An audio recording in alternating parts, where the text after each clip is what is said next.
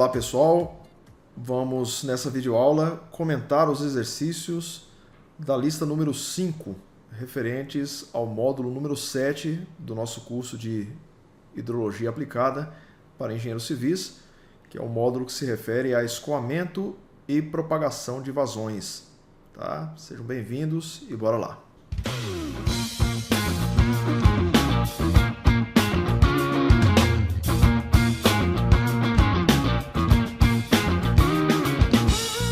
Bom, nessa lista de exercícios, o primeiro exercício vai nos dizer o seguinte: qual é a lâmina escoada superficialmente durante um evento de chuva com precipitação total de 70 milímetros numa bacia do tipo B e com cobertura de florestas? Isso aqui é bem interessante. A bacia do tipo B, né, nós sabemos que há 4 tipos de solo, né? Obviamente, isso depende muito da escala que está sendo utilizada, né? Da gradação, da divisão que está sendo utilizada. Existem várias, né? Então, eu tenho solo tipo A, tipo B, tipo C e tipo D, que é uma divisão mais macro, né? Então, o solo tipo A é o solo arenoso. Só recordando, né? Aqui eu tenho medianamente arenoso ou franco arenoso. Tenho o medianamente argiloso ou franco argiloso. E tenho o solo argiloso. Tá? Quanto mais argiloso, né, menores são os poros desse solo. Tá bom? Então há uma maior dificuldade da água em penetrar nesse solo. A infiltração acontece numa taxa menor, tá bom? Então, geralmente, solos argilosos, eles permitem muito mais o armazenamento de água do que a percolação dessa água, né? E, em contrapartida, o solo arenoso ele permite uma maior percolação, um maior movimento vertical dessa água no perfil de solo, tá bom? Então, em solos desse tipo aqui, em solos tipo A, eu tenho menor formação de escoamento superficial. Em contrapartida, em solos tipo D, onde a dificuldade de penetração da água no solo é maior, né? A dificuldade é maior, eu tenho uma maior formação de escoamento superficial. Tudo bem? Então, nós estamos referindo nesse exercício aqui um solo do tipo B, ou seja, franco arenoso, né? E com cobertura de florestas. Poxa, se o exercício me indica o tipo de solo e a cobertura de florestas, isso me remete ao método, né, do SCS, né, do Soil Conservation Service, né, e na identificação, né, da curve number daquele solo, né, que vai depender, a curve number, ela vai depender do tipo de solo e do tipo de cobertura que nós temos na superfície, tá bom? Então vamos lá. Então, primeira coisa, o cálculo da capacidade de armazenamento pelo método do SCS, né, do Soil Conservation Service. Tá? Eu tenho aqui essa equação que se utiliza, né, da curve number para cálculo da capacidade de armazenamento no solo. A bacia tem solo do tipo B e está coberta por floresta. Então, de acordo com a tabela de curve number, né, eu acho a curve number 63.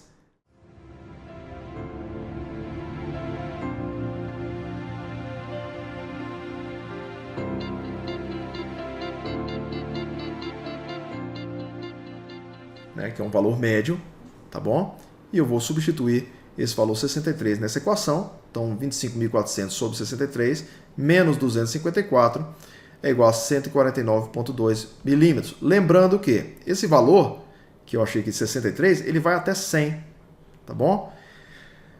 Quanto mais argiloso é o solo, maior é a curve number. Então, obviamente, né, se eu tenho um solo que essa curve number fosse 100, né, eu teria aqui 254 dividido por 1, menos 254, então daria 0, ou seja, capacidade 0 de armazenamento. A água não pode penetrar nele, certo? Então, se a água não pode penetrar, não tem como armazenar. Ah, Fred, mas você acabou de falar anteriormente, né, que Os solos argilosos ele tem essa capacidade de armazenamento e o solo arenoso não, ele permite mais a percolação, obviamente, mas a água tem que entrar no solo. Então, se o solo na superfície ele já é argiloso, ele só vai provocar o escoamento superficial. Não vai ter jeito. A água não vai conseguir percolar, ou seja, penetrar no solo. Tá bom? Então, o que eu me referi é o seguinte: quando há uma precipitação, o solo, as camadas mais superficiais, né, sendo mais arenosas, elas permitem essa infiltração, a movimentação vertical da água no solo, que é a percolação. Quando aquela água encontrar uma parte do perfil que é argilosa, ela vai ter uma dificuldade maior de entrar naquele extrato daquele perfil. Tá? A taxa de infiltração ela é bem baixa, mas a partir do momento que ela conseguir penetrar ou ficar por cima, né, daquele extrato, né, ela vai ficar armazenada ali. Então ela vai permitir a água vai parar de percolar, ela vai permitir aquele armazenamento naquela região. E aquela água ficando armazenada naquela região, ela pode então se movimentar horizontalmente, né, ter essa transmissibilidade, né, da água no solo, com vistas a abastecer os mananciais. Então, o que a gente chama de vazão de base. Né? Então, essa vazão de base acontece, né, numa taxa, né, uma vazão bem menor do que a água que está escoando na superfície, né, porque ela tem mais dificuldade de escoar, né, pelo fato de ter que escoar entre os poros. Né, essa transmissão de água horizontal ela acontece entre os poros, então acontece numa taxa, uma vazão menor, e essa vazão menor vai gradualmente alimentando os mananciais durante um determinado período, durante um ano. Tá? Então, isso explica a questão, né, de os rios perenes, embora nas épocas secas eles tenham um menor nível de água, mas eles não secam completamente. Então, com base nessas explicações prévias, vamos continuar a resolução do nosso exercício. Então, aqui a capacidade de armazenamento para o solo com a curve number 63, 149,2. Eu sei que no início da precipitação, uma parte, percebam, né? Nós estamos analisando escoamento e propagação de vazões, escoamento superficial. Né? Eu sei que no início da precipitação, em média, 20% daquela água vai quase que imediatamente penetrar no solo, vai ser infiltrada no solo. Né? E os 80% vão se transformar em escoamento superficial. Esses 20%, ou seja, 20%, 0,2 S, né, 20% desse armazenamento, dessa capacidade de armazenamento do solo, é o que nós chamamos de perda inicial ou abstração inicial. Né? Por isso chama, né, esse azinho de abstração. Né? A perda inicial. Todo volume de precipitação acumulado, né, que superar esse valor de 20%, que vai ser infiltrado logo de cara, né, quando superar esse valor, a precipitação efetiva vai ser calculada por essa equação. Tá? Então eu já posso montar essa equação aqui para facilitar os meus cálculos. Né? Então essa equação é precipitação acumulada até naquele determinado momento, menos a abstração inicial, ou a perda inicial, elevado ao quadrado, sobre a precipitação acumulada, menos a perda inicial, mais a capacidade de armazenamento do solo. Reescrevendo isso aqui, vai ficar P menos 0,2 S, e aqui vai ficar P mais 0,8 S. Né? Então, substituindo o valor, né, de 0,2 S, eu pré-calculo esse valor, né? Então 0,2 vezes S, vou ter aqui 29,83. Então 70, porque foi a chuva total, acumulada, né? Que o exercício nos dá esse valor, 70 menos 29,83 ao quadrado, e 70 menos 29 mais 149,2, ou seja, o restante, né? O 0,8% da capacidade de armazenamento. Né? Então eu vou ter aqui uma precipitação efetiva ou um escoamento superficial, né, de 8,52 milímetros. Perceba, o exercício acabou aqui.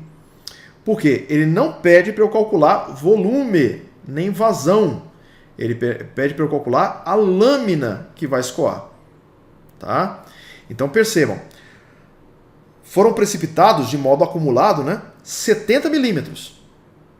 Esse valor acumulado, ele supera os 20% que foram infiltrados no início da chuva, né? Então 20% de quê? 20% da capacidade de armazenamento total daquele solo, cuja curve number é 63, tá bom? Então encontrei aqui, né? Calculei esses 20%. 20% dá 29,83. Poxa, 29,83 é menor do que os 70. Tá? Logo, né, se a minha chuva supera esse valor, quer dizer que o meu escoamento será calculado por essa equação do Soil Conservation Service. Tá bom? E aí, 8,52 é a lâmina d'água que vai ser escoada.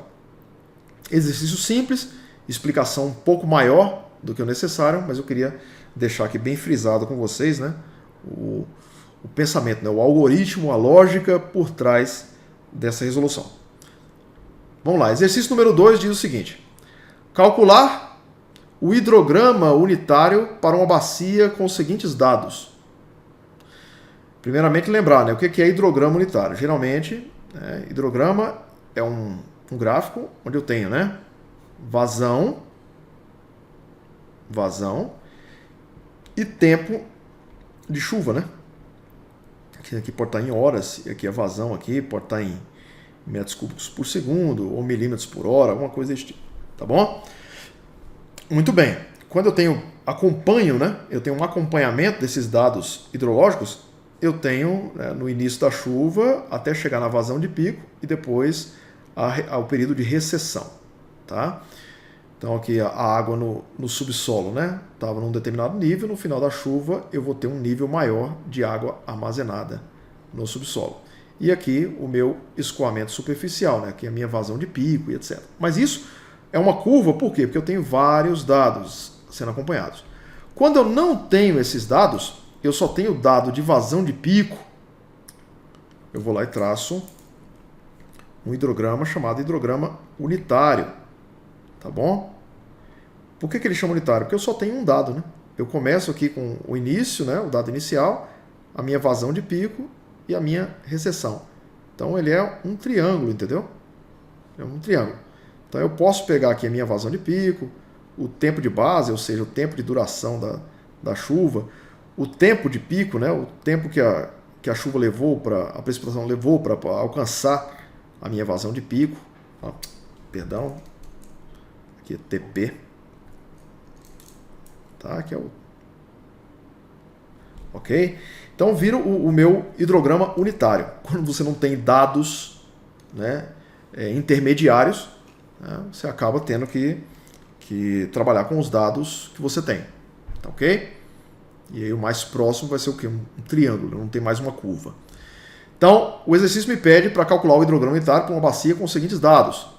Então a área da bacia é 7 km², o comprimento do rio principal 2,5 km² e a declividade do rio é 8%. Eu não sei se essa declividade, tá, é uma declividade pelos extremos, né, S1, se é uma declividade S2, né, ou se é uma declividade S3, uma média harmônica. Né? Essa aqui a gente sabe que é sempre a mais precisa de todas.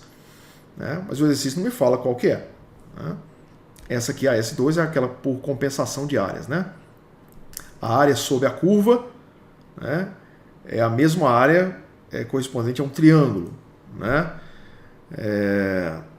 Então, assim, eu vou traçar um triângulo que tem a mesma área sob a curva. Né? Então, assim, é uma compensação de áreas. E o S1, vou simplesmente pegar a diferença de altura entre a foz, entre a foz e a nascente, né, e dividir pelo comprimento do rio, acho o S1. Eu não tenho, o exercício não me fala qual delas é. Ele fala simplesmente que é a declividade do rio, 8%. Tá bom? Ou seja, né, 0,08 metros por metro de declividade. Cada equação de tempo de concentração, ela se refere a um tamanho de gleba. Né? Algumas se adaptam melhor com glebas menores, né? Outras se adaptam melhor com glebas maiores e etc. Tá bom? Eu vou utilizar aqui duas das mais conhecidas, né? A de Kirpich e a de Peking. E vou levar em consideração o tempo de concentração menor, tá? O mais curto, por quê? Porque fica a favor da segurança. Tá? A água vai chegar mais rápido no rio, quanto mais rápido ela chega, né, maior o nível, né, a maior a vazão de pico que ela vai provocar. Tá? Então eu trabalho sempre com o pior caso. Ou poderia também adotar uma média entre esses dois valores, né? Mas vamos adotar o pior caso aqui. Né? Aqui eu tenho as duas fórmulas, tem na sua composição a declividade equivalente, né? A declividade do rio, tá? Aqui e aqui. Só que a equação de Peking, que é essa aqui, ela leva a declividade dela em metros por metro e a de Kirchhoff é em metros por quilômetro. Então, para metros por quilômetro, eu vou simplesmente pegar isso aqui e multiplicar por 1000, né? Então, vai ficar 1, 2, trema, coloca mais um zero aqui, então 80 metros por quilômetro. É a única diferença. Então, aqui, né, 57 vezes nos dois casos, tanto nessa equação quanto nessa, o L, o comprimento do rio principal, é dado em quilômetros. Tudo bem? Então, aqui 2,5 ao quadrado sobre 80 elevado a 0,385. Então, achei aqui um tempo de concentração de 21,36 minutos. E aqui 2,5 ao quadrado sobre 0,08 elevado a 1/3, que multiplica 5,3. Achei um tempo de concentração maior, um pouquinho maior, de 22,66. Então, eu vou adotar esse cara aqui. Tá bom? Então, para achar o meu tempo de pico, né, ele corresponde a 60% do meu tempo de concentração.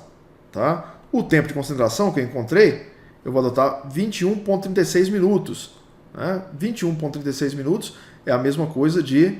Eu não apresentei isso aqui, né? Mas é o mesmo que 0,356 horas. Né? Então, se uma hora corresponde a 60 minutos, né? 21... Deu quanto aqui? 21,36, né? 21,36 minutos vão equivaler a quantas horas? Então, regra de 3, básica, né? Então, 0,356, multipliquei aqui, achei um tempo de pico de 0,2136. Para achar o tempo de base, a duração do fenômeno de precipitação, né? Desde o início até a recessão, né? O tempo de base, o tempo de duração total da precipitação, né? Eu vou considerar o meu tempo de pico, que eu acabei de encontrar, e vou multiplicá-lo por 2,67. Então, 2,67 vezes 0,2136, 0,5703, o que? Horas. Tudo em horas aqui. E a minha vazão de pico é dada por essa equação. 0,208 vezes A sobre ΔT sobre 2 mais TP. Aqui é o tempo de pico, que eu já tinha encontrado. A área da bacia, o exercício me dá, que é 7 km quadrados. Tá? Esse 0,208 é um fator transformador, né? Porque ao fim e ao cabo, eu utilizando o 0,208, a minha resposta final vai ser em metros cúbicos por segundo por milímetro, né? Por milímetro, cada milímetro de precipitação vai gerar esses 3,72 metros cúbicos por segundo, tá bom? Cada milímetro de precipitação não, cada milímetro de lâmina escoada, né? Vai gerar esses 3,72 metros cúbicos por segundo. Então aqui é só multiplicar, né? 7 km quadrados da bacia. Esse meu ΔT, o ΔT na verdade é o meu tempo de concentração dividido por N. Tá? Esse N aqui é o número de horas de duração da chuva. O exercício não me deu isso. Então, na falta desse dado, eu vou considerar apenas uma hora de duração. Tá? Então, 0,356 dividido por 1. Esse quociente dividido por 2, que é da própria equação aqui. Tá? Mais o tempo de pico, que eu encontrei aqui, que é 0,2136. Tá bom? Então, trabalho braçal, resolvendo isso aqui, 3,72 metros cúbicos por segundo por milímetro. Tá? Então, também bem simples de resolver. O hidrograma unitário ele já vem com essas equações aí pré-estabelecidas para a gente poder traçá-lo. Exercício número 3. Dada a precipitação de projeto acumulada, tá? É uma chuva com tempo de retorno de 50 anos, embora a gente não vá utilizar esse dado aí de tempo de retorno, né? Mas dada a precipitação de projeto acumulada, então aqui dada aonde, né? Nessa minha coluna aqui, nessas duas colunas, né? Então tem uma chuva com duração de 11 horas, tá vendo, ao todo, e uma precipitação acumulada de 160,7. Tá? Determine a precipitação efetiva em uma bacia com as características seguintes. Primeira característica, é um solo com capacidade de escoamento acima da média. Segunda característica, é uma cobertura composta por 30% de pasto, 60% de soja, 10% de florestas muito esparsas. Né? O intervalo de tempo é de 1 hora, ou seja, né? O intervalo utilizado de 1 hora. Daqui para cá eu tenho 1 hora, daqui para cá 1 hora, né? Até completar 11 horas aqui. Simplesmente isso. Uma coisa que tem que ser, que está subentendida no exercício, talvez essa seja a maior dificuldade de resolver esse exercício aqui, né? É a questão da interpretação. Muitas vezes o cara fala assim, pô, solo com capacidade de escoamento acima da média. Pô, como isso aqui, acima da média? Né? Onde é que está escrito isso? Não está escrito em nenhum lugar, meu chapa. Né? Isso aqui você tem que fazer um silogismo, entendeu? É uma questão lógica. Eu tenho aqui solo A, B, C e D. Para resolver esse exercício com base no método do Soil Conservation Service, ele leva em consideração o quê? O tipo de solo e o tipo de cobertura. Pô, o exercício me dá o tipo de cobertura. Então está faltando o quê? O tipo de solo. Ah, olha que legal. Está faltando o tipo de solo. Quais os tipos de solo que eu trabalho? Acabei de falar no exercício anterior. Tipo A, arenoso, franco-arenoso, franco-argiloso, argiloso.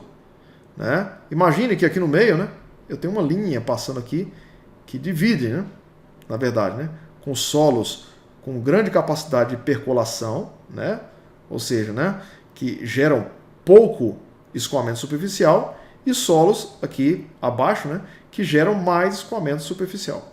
Tá? Então o que o exercício me fala? É solo com capacidade de escoamento acima da média. Pô, a média é isso aqui. Ó. Então se está acima da média, pode ser um dos dois, pode ser o C ou o D. Né? Mas ele fala assim, acima da média, eu não vou usar o D, né, cara? O D está muito acima da média. Então eu vou usar o solo tipo C. Ok? Beleza, então já defini o tipo de solo. Eu tenho aqui, né, para calcular a curve number, eu tenho aqui na minha tabelinha de condição 2, né, que a gente já viu essa abordagem lá quando a gente estava falando de infiltração na lista anterior. Tá? Eu tenho aqui o solo tipo C, né, solo tipo C, e primeira coisa, né, ele fala que tem uma plantação aqui, né, é 30% de pasto, 60% de soja, né? Então, plantação de cereal. Eu vou julgar aqui, como o exercício não me dá essa precisão, né? Eu tenho plantação em curva de nível, terraceado em nível, tá? Ou em fileiras retas.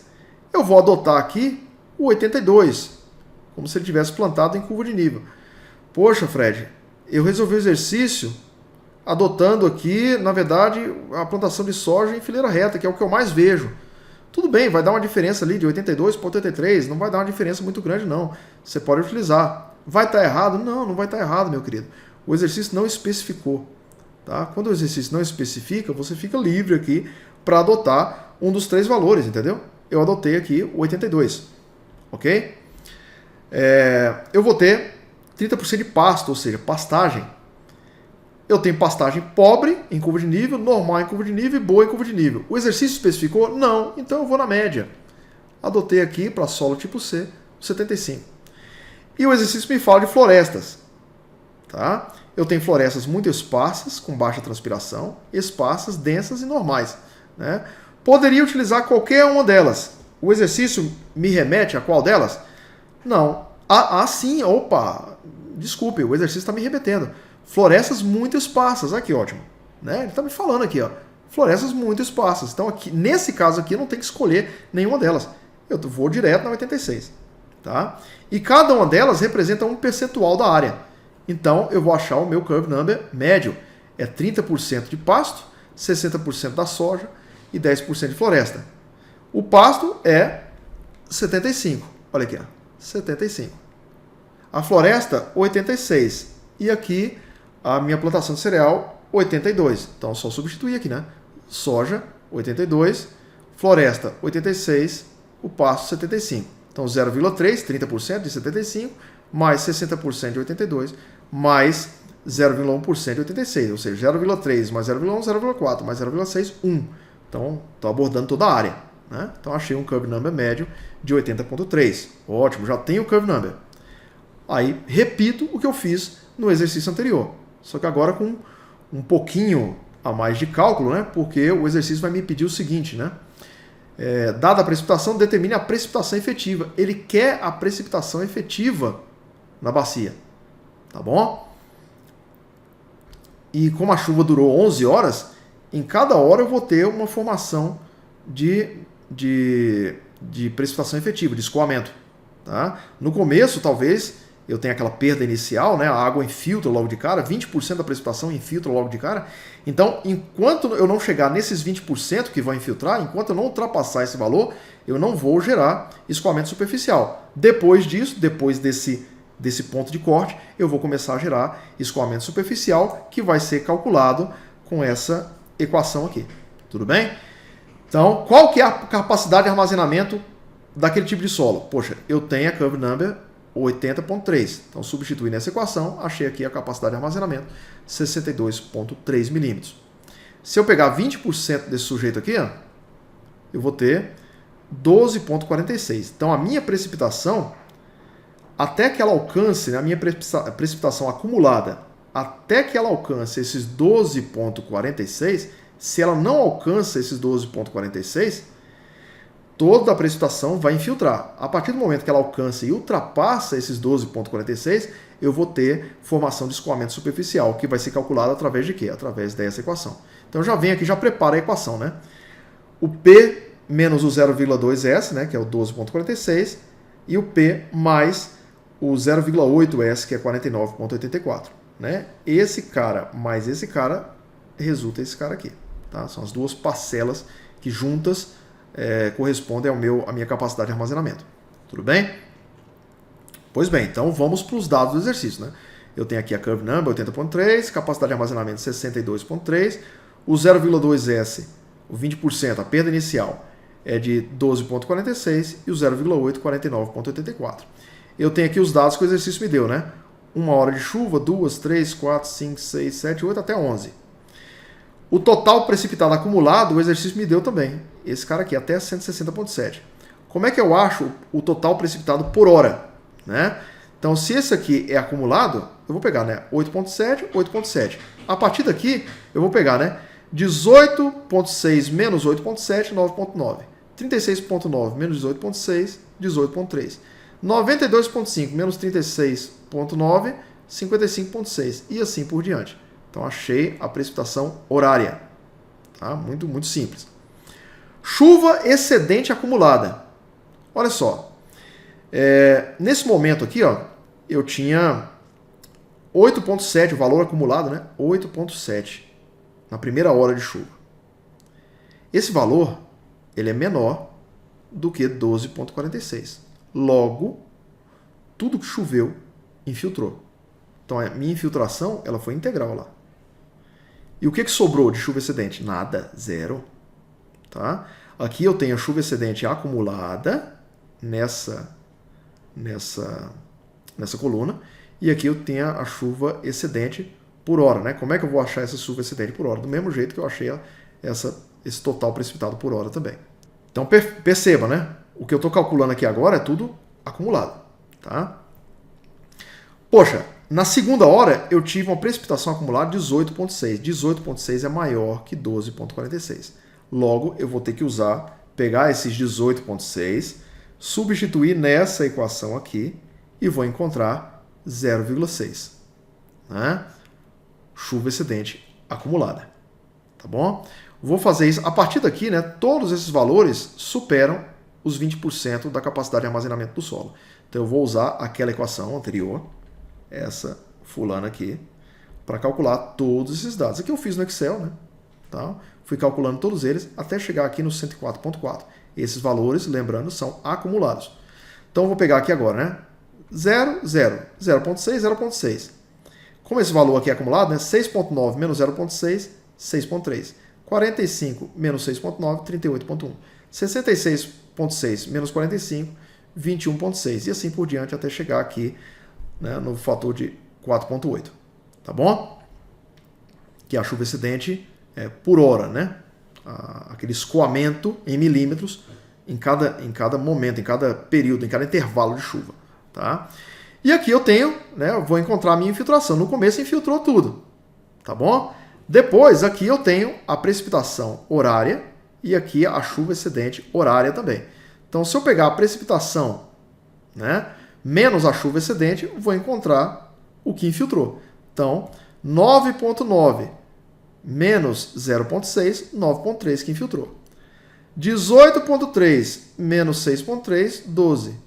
55,6 menos 38,1, 17,5 e assim por diante. Tá? Aqui eu tenho infiltração horária e eu posso acumular essa minha infiltração também. Então tem aqui a minha infiltração 56,3 acumulada. Tá? Então se eu pegar 56,3 mais 104,4, eu vou achar 160,7. Né? Ou seja, essa chuva total, parte se tornou escoamento superficial, parte infiltrou no solo. Ok? Posso representar esses valores todos através de um hietograma, né? Que no caso da chuva, né? Posso. Então, vim transferir todos aqueles valores, pedir para o Excel gerar um gráfico, e aqui eu tenho esse gráfico, né? Todo, né? O que é azul é infiltração, o que é laranja, chuva excedente. Tá bom? Percebam, né? Com o decorrer do tempo, o solo foi ficando encharcado, a infiltração foi diminuindo. Ela é maior no começo da chuva, aumentando, depois ela tende a diminuir. Né? E a chuva excedente também, maior no começo, depois a chuva vai terminando, né? E tem a recessão aqui, né? Então tem sempre esse formato, tá bom? Número 4, exercício número 4, diz o seguinte: o quanto seria reduzida a infiltração do exercício anterior caso nós substituíssemos metade da área de pasto por um distrito industrial e substituísse toda a área de floresta por um condomínio residencial fechado. Então, quer dizer, eu estou mudando, é o mesmo exercício, a mesma forma de resolução, só vai mudar o meu CN médio. Por quê? Eu mudei a cobertura do solo, mudei o uso de solo. Tá? Então, vai continuar sendo solo tipo C, né? A plantação de cereal em curva de nível vai continuar existindo, porque eu não vou mudar essa parte. A única coisa que eu vou substituir é metade da área de pasto, né? E toda a área de floresta por um distrito industrial. Né?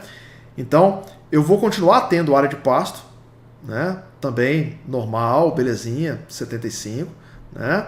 Mas eu vou ter uma zona industrial. Zona industrial, né? Aqui, cadê minha caneta? O solo tipo C, zona industrial 91, tá bom? E vou ter uma área residencial, tá? Então, área residencial, olha só, zonas residenciais, lotes em metros quadrados menores que 500 metros. Em geral, se a gente pegar aí, eu tenho, o exercício não especifica que tipo de condomínio é esse residencial, né? Eu vou considerar aqui um condomínio mais comum, que são aqueles que têm lotes até 500 metros. Aqui na nossa cidade, por exemplo, né, o Anaville, né, e outros condomínios fechados, tem lotes até 500 metros, tá bom? Então eu vou considerar esse cara aqui, poderia ter considerado outro? Poderia, tá bom? Eu vou considerar aqui essa linha. Então perceba, né? O exercício me fala o seguinte: eu vou substituir metade da área de pasto por um distrito industrial e toda a área de floresta por um condomínio residencial fechado. Então beleza. Então vem aqui, ó. Era 30% a área de pasto, né? Então agora 15% vai continuar sendo pasto e 15% distrito industrial. A área de soja continua a mesma e aqui a área que era de floresta, que era 10%, foi totalmente substituída por uma área residencial. Então continua os 10% aqui. Então 0,15 vezes 75, que é referente ao pasto. 0,15 vezes 91, que é referente a curve number, referente à área industrial. 0,6 vezes 82, que não muda, né, a área de soja, e o curve number 90 multiplicado pelos 10%.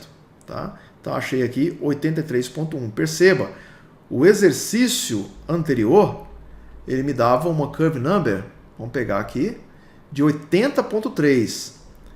Agora eu tenho uma curve number de 83,1, ou seja, está mais próximo de 100, ou seja, o solo se tornou mais impermeável. Então ele vai gerar, né, menos infiltração e vai gerar mais escoamento. Quanto seria reduzida a infiltração? né? Perceba que no exercício anterior eu calculei a minha infiltração acumulada, 56,3. A minha infiltração acumulada foi essa. Logo, se esse curve number maior, ele permite menos infiltração, eu vou fazer novamente esse cálculo, vou calcular a minha infiltração acumulada, que com certeza vai ser menor do que essa, vou ver a diferença entre as duas, a inicial menos a final, vai dar uma diferença, vai dar um delta, e vou relacionar esse delta com o meu valor inicial, que é o 56,3. E vou ver em percentual qual foi essa redução. Tá? Então, assim, isso aqui, né? Achei aqui a capacidade de armazenamento, 51,66. Achei os 20%, vai dar 10,33. Né? A precipitação acumulada que ultrapassar esse valor vai ter que ser calculada por essa equação. Então, aqui nós viemos, né? Substituímos tudo. Né? Como é o exercício, continua sendo os dados originais do exercício anterior, né? Então, eu tenho a chuva com 11 horas de duração, o total precipitado acumulado, encontrei o total precipitado por hora. Né? Aqui vou calcular a chuva excedente. Então, aqui 8,7 continua não ultrapassando os 10,332. Então, tudo que precipitou infiltrou. Então, não vai ter chuva excedente. Tudo vai infiltrar. Choveu, infiltrou. Tá? O 18,6 acumulado de precipitação já ultrapassou os 10. Então, eu tenho que usar essa minha equação. Tá? Então, calculei todos aqui. Ó. Só que isso aqui é acumulado. Por hora, eu tenho que diminuir esses valores. Então, 9, né, menos 1,1, 7,9, né, e assim por diante. Tá? 50,4 menos 9, 41,4, e assim por diante. Né? E como eu tenho a chuva excedente horária e a precipitação horária, eu posso achar a minha infiltração horária, né, diminuindo, né, total precipitado por hora menos a chuva excedente por hora. Né? Então, 9,9 menos 1,1, 8,8. Faço isso com todos os outros, achei a minha infiltração horária. Acumulo a minha infiltração, vou achar aqui um valor de 48,8. Poxa, era isso que eu queria. Tá? Fiz o hiatograma aqui, mas é só um plus a mais. Né? Tá? Então, o que me interessa é isso aqui. Ó. Precipitação, meu Fzão, né? Precipitação acumulada original, né? Naquele exercício anterior, e a acumulada nesse exercício agora. Então, 56,3 menos 48,8 em relação ao esse delta, né? Esse delta aqui, em relação ao 56,3, multiplica por 100, que eu quero o valor em percentual, né? Vai dar um valor de 13,32. Ou seja, houve uma redução na minha infiltração de 13,32%. Exercício número 5. Esses últimos exercícios agora são bem simples, porque são exercícios que vão falar sobre na curva, né? No meu hidrograma, né? No meu hidrograma, eu tenho a minha vazão de pico e depois eu tenho a recessão do hidrograma, quando a chuva vai diminuindo. Né? Então, quanto maior o tempo, menor vai ser a vazão. Tá? Então, eu tenho uma curva exponencial, né, que com o passar do tempo ela vai diminuindo aquela vazão ali. Tá bom? Então, durante uma longa estiagem de um rio, foram feitas 2 medições de vazão com 4 dias de intervalo entre si. Então, foi feita uma no dia 14 de agosto, tá? E foi medido lá no Rio isso aí. Tá? Então, uma no dia 14 de agosto. E depois, no dia 18 de agosto, 4 dias depois, foi feita outra medição. Percebem? A vazão aqui era 60,1 e aqui 57,6. Diminuiu. Tá? Então está na recessão. Tá? Conforme tabela ao lado. Ok. Qual seria a vazão esperada para o dia 31 do 8? Ou seja, né, não sei quantos dias depois, no dia 31 do 8. Tá? Qual que seria a vazão esperada nesse dia? Tá? Do mesmo ano. Tá bom? Porque senão o cara vai considerar que no ano seguinte vai mais de quase 365 dias. Né? Então, né, não é isso. Então, considerando que não ocorre nenhum evento de chuva nesse período, ou seja, a vazão está simplesmente diminuindo, mas não houve nenhum acréscimo, né, intercalar dessa vazão. Né? Não houve nenhuma nova contribuição de vazão. Tá? Ok, o nível do rio só está na recessão, ele só está diminuindo. Tá? Então, como é uma curva exponencial, né, onde eu tenho um expoente negativo, ou seja, né, quanto maior o tempo, menor a vazão, né? Então eu vou ter aqui ó, o tempo negativo. Tá? E eu tenho essa equação aqui. Só que essa equação tem um valor aqui, né? Que é o valor K. É uma constante K. Para encontrar essa constante K, eu tenho que levar em consideração o intervalo de medição, que nesse caso foram 4 dias. Esse menos aqui já é da própria equação. Tá? e leva em consideração no denominador o log neperiano, né, da relação entre as duas vazões, a vazão posterior e a vazão anterior.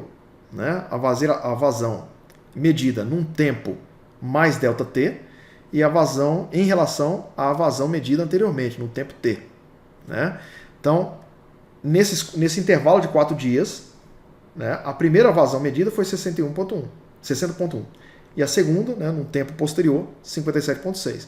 Então, relaciono as duas, acho o log neperiano e calculo o quociente, né, entre o menos 4 em relação a esse resultado, a esse log. Tá? Achei aqui 94. O quê? Dias. Tá? Então aqui vou substituir, né? Só que agora, olha que interessante. O exercício me pede o seguinte. Eu achei o fator K, só que o exercício me pede o seguinte. Qual a vazão esperada no dia 31/8? Ou seja, eu tenho um novo intervalo agora. Eu tenho um novo intervalo, né? Eu tenho esse intervalo aqui agora, do dia 18 até o dia 31, cuja primeira medição, a medição original desse intervalo, é o quê? É o 57.6, não é mais o 60.1. Para esse novo intervalo, a medição inicial de partida é 57.6. Poxa, se essa foi 57.6, daqui a tantos dias, até o dia 31/8, a minha vazão vai resultar em quanto? Né? Então, de quanto que é esse intervalo? Poxa, eu quero a vazão no dia 31. A primeira que eu medi foi dia 18. Então, 31 menos 18 vai dar aqui 13 dias de intervalo. Não mais os 4 iniciais, né? Mas 13 dias de intervalo. Então, menos 13 dividido pelo K, que é 94, tá? Multiplicado pela vazão inicial, vazão zero, né? Qual que é a vazão inicial que eu estou considerando agora? Para esse intervalo, a vazão inicial é 57.6. Então, multiplico, né? Trabalho braçal, 50.2 metros cúbicos por segundo. Então, começou com 60.1, foi para 57.6, 50.2. Isso é um cálculo extremamente importante nesse cálculo de recessão. Você vê, né? Oh, poxa, se não acontecer nenhuma chuva, daqui a tantos meses, esse meu rio, do qual eu capto as minhas águas para abastecimento público, ele vai estar com vazão de quanto? Ele vai estar com uma vazão menor, de repente, do que a minha demanda da redistribuição. Poxa, né? Então eu vou ter que encontrar fontes alternativas para complementar essa minha demanda, essa minha vazão demandada. Né? Então, para isso que esse tipo de cálculo é crucial, é importante. Exercício número 6 é a mesma coisa, só que ele facilita ainda mais. Né? Ele já dá o fator K, né? Ele fala que o intervalo é de 30 dias, né? Ou seja, considerando válida a representação da bacia pelo reservatório linear, né? Reservatório linear simples, ou seja, né? Eu tenho um reservatório com água acumulada, não vai acontecer mais chuva ali, né? E quanto mais o tempo passa, menos água eu tenho no reservatório. Então, curva exponencial, tá? O K igual a 190 dias. Qual será a vazão do rio após 30 dias sem chuva, considerando vazão inicial de 100? Então, só substituir na fórmula, né, cara? Vazão inicial 100. K, 190 dias. Intervalo de 30, poxa, 85,4 metros cúbicos por segundo. Tranquilaço, né? Essa lista é show de bola, tá bom? Então, eu espero que tenha ajudado vocês. Abraço, sucesso!